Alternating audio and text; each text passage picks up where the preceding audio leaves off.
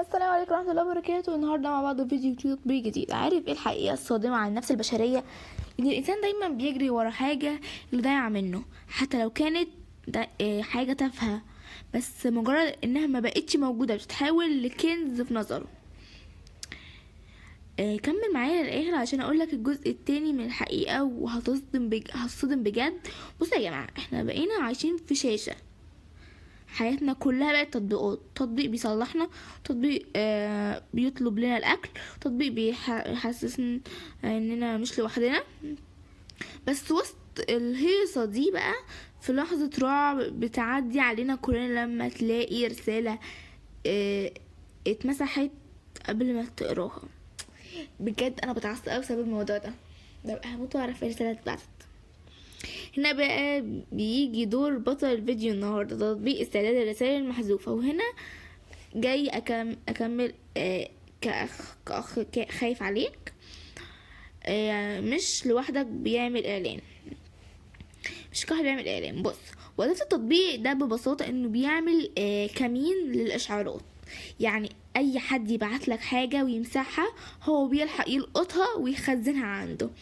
استخدامه سهل جدا، وبينزلوا وديلتا بتاعت الصلاحيات انه يقرأ الاشعارات دي اول الخزاء المصايب اللي في التطبيق. لازم تاخد بالك منها صاحبي، ان التطبيق ده سلاح ذو حدين ممتازين، انه بينقذك من فضول القاتل وبيخليك تقرأ اللي اتمسح من الواتساب او الماسنجر. بس عيب القاتل انه بيعتمد الرقابة موبايلك 24 ساعة، وده بياكل من البطارية وبيخلي موبايلك يهنك من غير اي خصوصيات، تبقى على المشاع كده. ولو التطبيق مش متأمن صح، لو خلينا بصينا على بلاي ستور هنلاقي تعليقات ناس تضحك. واحد كاتب ده انقذ بيتي من الخراب، واحد كاتب اكتشف بيه كذب خطيبتي.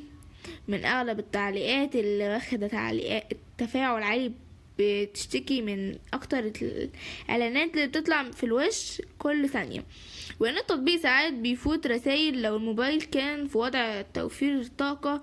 نصيحتي ليك عشان تستخدمه صح، نزل وقت العوزة بس، وما تدوش صلاحيات وصول لصورك الخاصة لو مش محتاجه.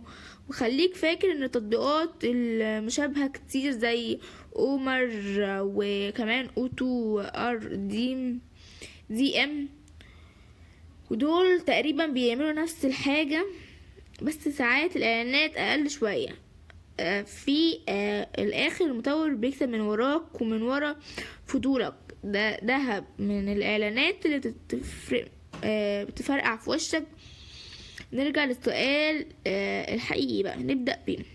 لكن الانسان بيجري ورا اللي ضاع منه. والجزء التاني الحقيقة هو اننا لما بنعرف الحقيقة اللي كانت مستخبية في الرسائل المحذوفة، غالبا بنندم اننا عرفناها، وبنتمنى لو كانت فضلت ممسوحة.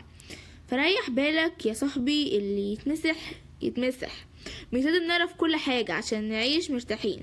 اشوفكم الفيديو الجاي، وخلوا بالكم من موبايلاتكم. سلام.